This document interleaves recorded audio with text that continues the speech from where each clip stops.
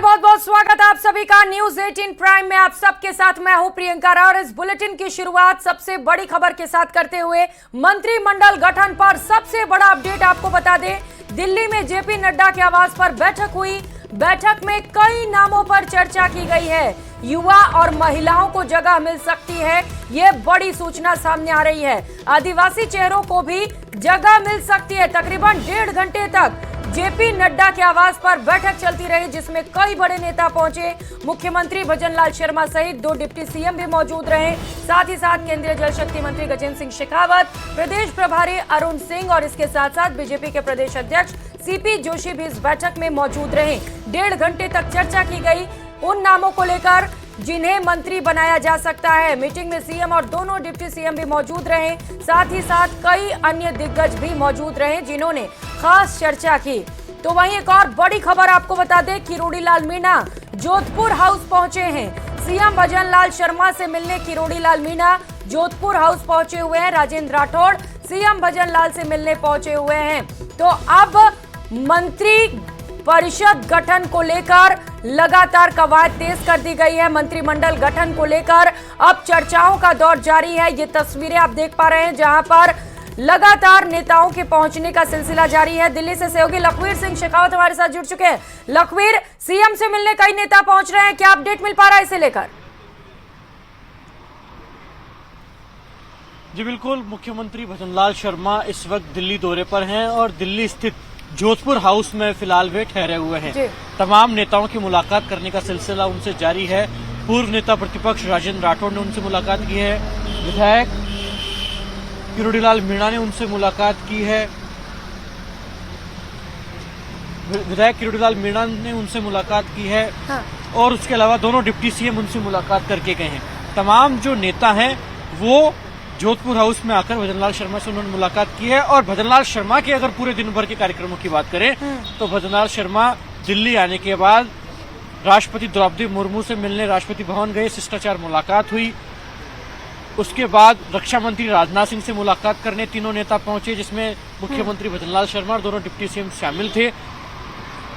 रक्षा मंत्री राजनाथ सिंह के साथ जो मुलाकात हुई वो काफी महत्वपूर्ण है, क्योंकि रक्षा मंत्री राजनाथ सिंह ही पर्यवेक्षक बनकर राजस्थान गए थे और उनकी अगुवाई में ही विधायक दल की बैठक राजस्थान में संचालित करवाई गई थी।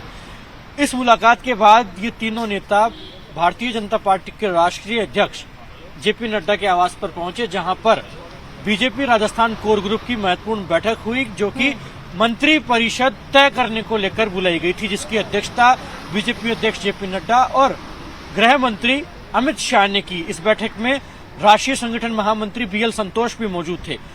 कई मायनों में महत्वपूर्ण थी यह बैठक, क्योंकि राजस्थान बीजेपी कोर ग्रुप के तमाम नेता मौजूद थे। केंद्रीय जल शक्ति मंत्री गजेंद्र सिंह शेखावत मौजूद थे, बीजेपी प्रदेश अध्यक्ष सीपी जोशी थे, पूर्व नेता प्रतिपक्ष राजेंद्र राठौड़ थे, बैठक में तो पूरी अभी जोधपुर हाउस में भी लगातार नेताओं के पहुंचने का सिलसिला जारी है, जैसा कि तस्वीरें भी आप दिखा पा रहे हैं। ये बताइए कि कई नामों को लेकर बताया जा रहा है इस बैठक में चर्चा की गई है, कौन कौन से नाम थे?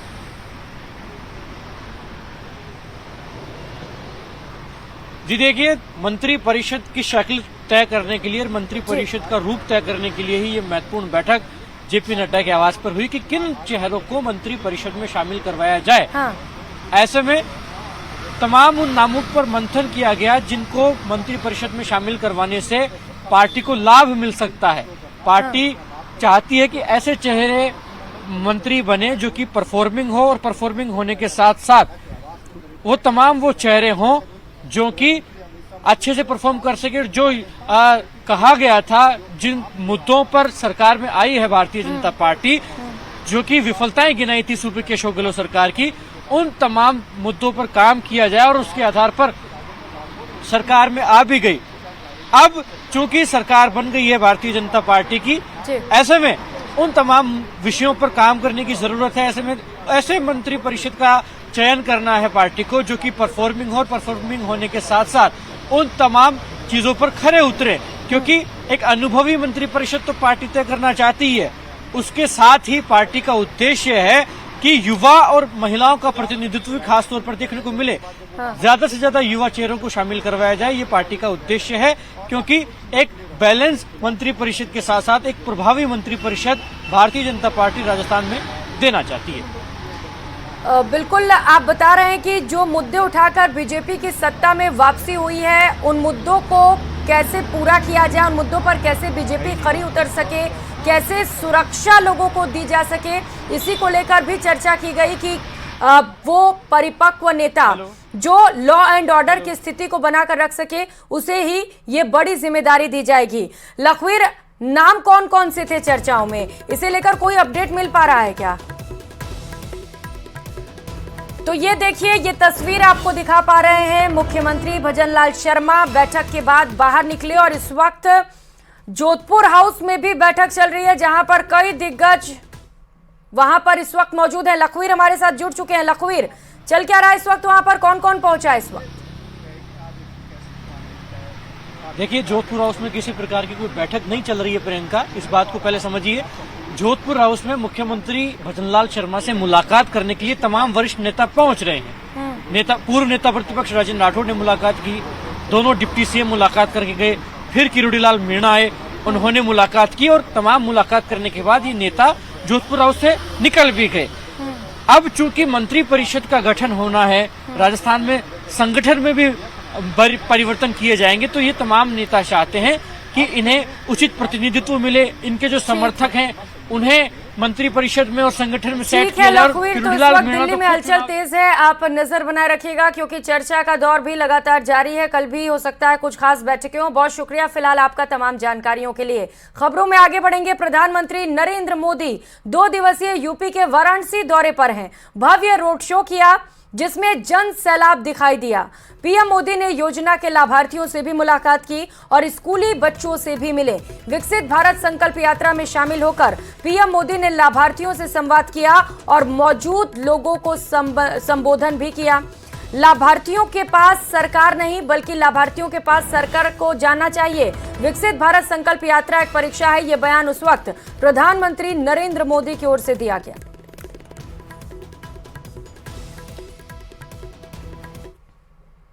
परिवारजनों,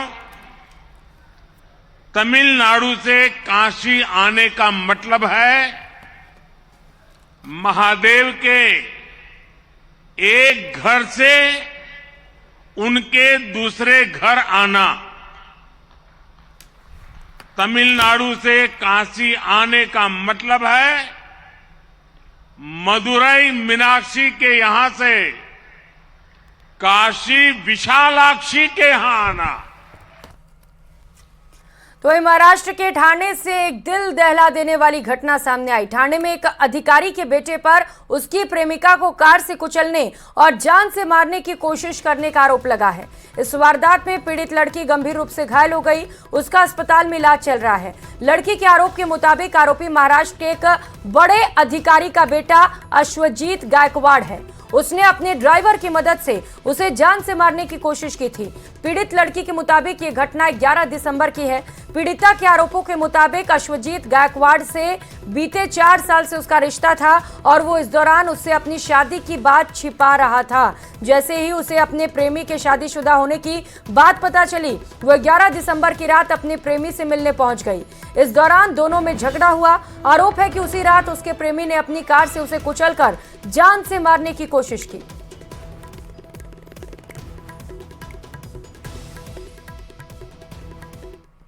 साढ़े 4 साल का रिलेशनशिप था और we were in completely loved with each other.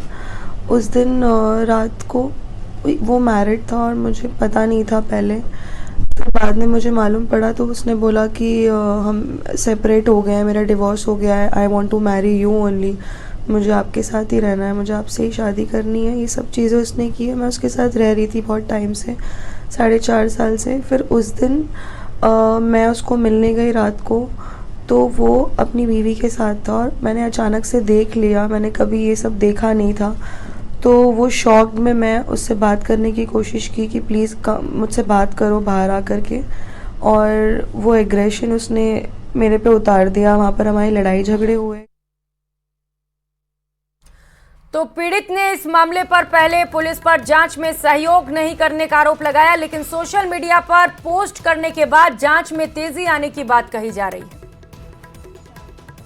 दर्ज की थी। जिस दिन ये हुआ था उसी दिन इन्फेक्ट किया हुआ था 2 घंटे बैठ के, बट तब से कोई एक्शन नहीं लिया गया था। मैंने बहुत बार कॉल करने को ट्राई किया बट सब लोग डिले कर रहे थे। अब पुलिस आई है बिकॉज मैंने पोस्ट किया सोशल मीडिया पे और मीडिया के बाद मुझे पुलिस का आज सपोर्ट मिल रहा है। तो ठाणे में हुई इस वारदात को लेकर राजनीति भी तेज हो गई। शिवसेना की सांसद प्रियंका चतुर्वेदी ने एकनाथ शिंदे सरकार पर हमला बोला तो महाराष्ट्र के मंत्री ने दावा किया कि किसी भी दोषी को छोड़ा नहीं जाएगा। सुनिए। सिर्फ रोंगटे खड़े करने वाली बात नहीं है, कुछ लोगों को फिर से एक्सपोज करती है। वो भारतीय जनता पार्टी के युवा मोर्चा के अध्यक्ष थे थाने के, जिन्होंने ये काम किया है और जिन्होंने ये कृत्य किया है। साथ ही साथ जो उनके पिताजी हैं काफ़ी सीनियर ब्यूरोक्रेट हैं थाने में। तो आप देख सकते हैं कि आप कह रहे हैं कि सारी सरकारें बात करती हैं महिला सुरक्षा की, पर सरकारें वही काम करती हैं जो सही मायने में महिला सुरक्षा की हित की बात करें, और वो महाराष्ट्र में हम कहीं से नहीं देख रहे हैं।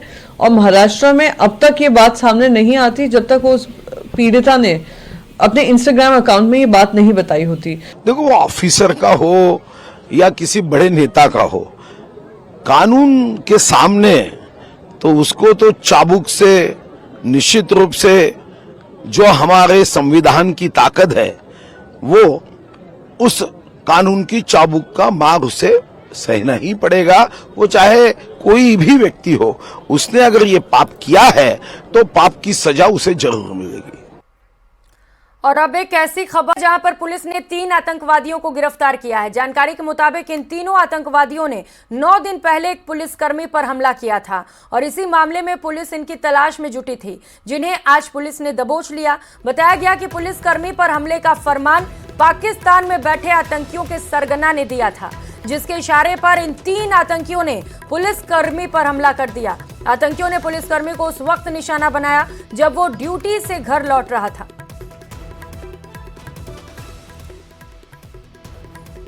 Plan of killing policemen off duty was hatched by a designated terrorist now in Pakistan by the name of Arjuman Guljar. He arranges 3 persons to kill. The police has managed to recover the very pistol with the help of which the 6 bullets were fired. During the course of interrogation, what we have come to find out is that they had a number of other targets. Some of them had nearly been finalized, others were halfway through. और जम्मू कश्मीर के राजौरी में तलाशी अभियान के दौरान सेना ने एक प्राकृतिक गुफा में बनाए गए आतंकी ठिकाने को ध्वस्त कर दिया। सेना को राजौरी के थाना मंडी इलाके से 4 remote IED, 6 grenade, 5 detonators, 4 fuse समेत अन्य सामान भी मिले। सेना के जवानों को आतंकियों के ठिकाने की पुख्ता जानकारी मिली, जिसके बाद ये अभियान चलाया गया। बड़ी संख्या में विस्फोटक बरामद होने के बाद इन्हें नष्ट कर दिया गया।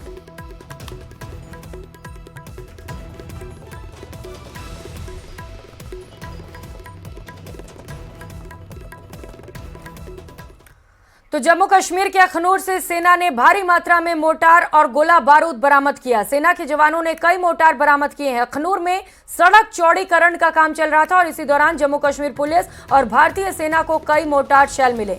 इसके साथ ही एलएमजी और एसएलआर भी मिले हैं।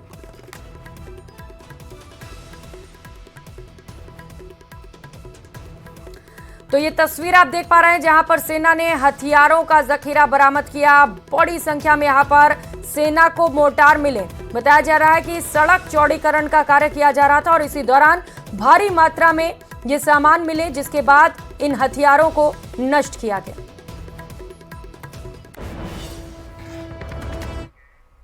और पीओके में आतंकवादियों के तकरीबन 300 लॉन्चिंग पैड इस वक्त एक्टिव हैं, जो भारतीय सीमा में घुसपैठ कर सकते हैं, जिसकी जानकारी बीएसएफ कश्मीर के आईजी अशोक यादव ने दी। साथ ही उन्होंने कहा कि सरहद पर सुरक्षा बल सतर्क है और किसी भी तरह की घुसपैठ की कोशिश को नाकाम करने के लिए तैयार है।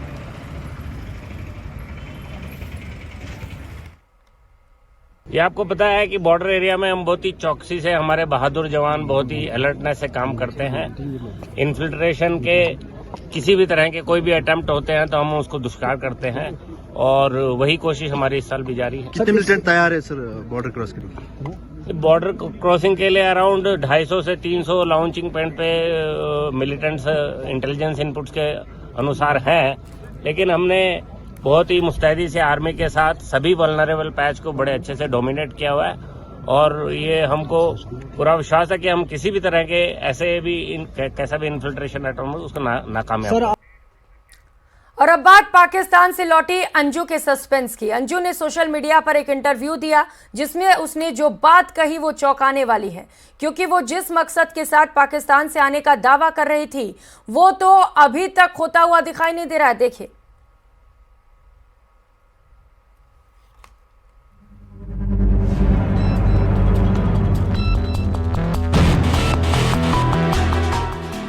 अंजू पहले पाकिस्तान गई, उसके बाद वो अपने प्रेमी से मिली। खैबर पख्तूनख्वा में प्रेमी नसरुल्लाह के साथ निकाह किया। शादी के बाद पाकिस्तान में उसे फातिमा के नाम से जाना जाने लगा। 1 महीने के वीजा पर अंजू पड़ोसी मुल्क गई थी। उसके बाद कई दिनों से भारत आने पर बयान देती रही, लेकिन इस तरह करते करते पाकिस्तान में ही 4 महीने गुजर गए। अंजू के बयानों में स्पष्टता से ज्यादा झूठ की बुनियाद ही दिखाई दे रही थी। लेकिन 4 महीने बाद उसने हिंदुस्तान की सरजमी पर फिर से पांव रखे। इस बार भी अंजू ने यही कहा कि वो अपने बच्चों से मिलने आई है और उन्हें मनाकर अपने साथ ले जाएगी। लेकिन हाल फिलहाल ऐसा होता नहीं दिख रहा, क्योंकि एक कानूनी प्रक्रिया है जो लंबी चल सकती है। अंजू पर पहले से ही राजस्थान के भिवाड़ी में केस दर्ज है। जैसे ही अंजू भारत आई तो सबके मन में यही सवाल था कि वो अपने पति अरविंद से तलाक लेने आई है, लेकिन अभी तक अंजू ने ऐसा भी कोई कदम नहीं उठाया जिससे ये बात पुख्ता हो सके। अंजू के सोशल मीडिया के एक प्लेटफॉर्म पर इंटरव्यू देने से ये बात सामने आई है कि उसने अभी तक अरविंद से तलाक लेने पर भी फैसला नहीं लिया है, न ही उसने तलाक का कोई केस ही फाइल किया है। अंजू बार बार कहती रही है कि पाकिस्तानी पति नसरुल्लाह के साथ रहना चाहती है। अंजू ने अक्सर जो बातें कही हैं वो झूठी ही साबित हुई हैं। ऐसे में अंजू लगातार सस्पेंस बढ़ा रही है। एक तरफ वह अरविंद से बच्चों की कस्टडी लेने के लिए भारत आने की बात कह रही है, तो दूसरी तरफ अरविंद से भी अलग नहीं होती दिख रही। सवाल भी उठ रहा है कि क्या भारत आने के बाद अंजू का इरादा कहीं बदल तो नहीं गया।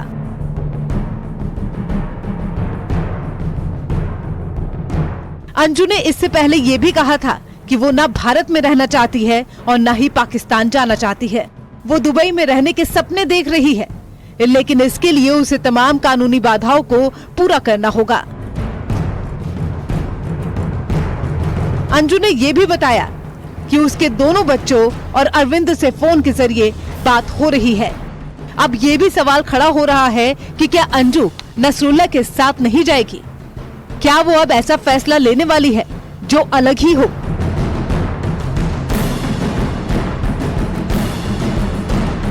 अंजू 4 महीने से ज्यादा पाकिस्तान में रहने के बाद भारत लौटी तो उसके घर वालों ने उससे कन्नी काट ली।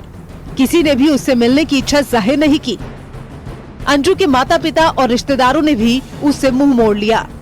उसके ग्वालियर वाले घर में भी गांव वालों ने पहरा लगा दिया। अगर अंजू आए तो उसको गांव में आने से रोक लिया जाए। उसके भारतीय पति अरविंद ने भी कहा था कि वो उसका चेहरा नहीं देखना चाहता। जब अंजू पाकिस्तान में थी तो उसकी अरविंद के साथ जोरदार बहस भी देखी गई थी, लेकिन भारत आने के बाद अंजू का मिजाज बदला हुआ है। दोनों के बीच में विश्वास की खाई काफी लंबी हो चुकी थी, लेकिन अब बताया जा रहा है कि दोनों के बीच बात हो रही है, जिससे ये कयास भी लगाए जा रहे हैं कि अंजू अब भारत में ही रहेगी, क्योंकि पिछले दिनों उसके पहले पति अरविंद के तेवरों में भी नरमी दिखाई दी। और उत्तर प्रदेश के वाराणसी में विकसित भारत संकल्प यात्रा कार्यक्रम के दौरान पीएम मोदी ने एक दिव्यांग शख्स से बातचीत की। सुनिए। हाँ। और पढ़ाई कितनी की? पढ़ाई हम कंप्लीट की है, अभी सिविल सर्विस की तैयारी कर रहे हैं। तो यहाँ क्या क्या योजना का लाभ मिला आपको? यहाँ सर हमको पेंशन भी मिला है, बाकी दुकान संचालन के लिए अभी आवेदन भी किए हैं, बाकी उपकरण के संबंधित जो भी जरूरतें पड़ती है हमको। क्या दुकान चलाओ? सर CSC का चलाते हैं अपना, उसी में स्टेशनरी डाल रहे हैं। अच्छा। तो कितने लोग आते हैं सीएससी सेंटर पे? सर काउंट तो नहीं करते, फिर भी आ जाते हैं 10-12 लोग दिन भर में आ जाते हैं आराम से, कि हमारी जीविकोपार्जन हो जाए। तो महीने भर में कितनी कमाई हो जाती है? सर काउंट नहीं। अच्छा मत बताइए, कोई इनकम टैक्स वाला नहीं आएगा भाई, कोई ऐसे करते हैं क्या? सर जो भी होता है अपने नहीं, आपको लगता होगा इनकम टैक्स भेजेगा मोदी? नहीं सर, हैं? ऐसी बात नहीं है सर। इनकम टैक्स भरना पड़े इस तरह कमाते होंगे। नहीं आपके चेहरे की खुशी बता रही है भाई। नहीं सर, आपसे मिलने की खुशी है सर। अच्छा जी सर। इस बुलेटिन में फिलहाल इतना ही। खबरों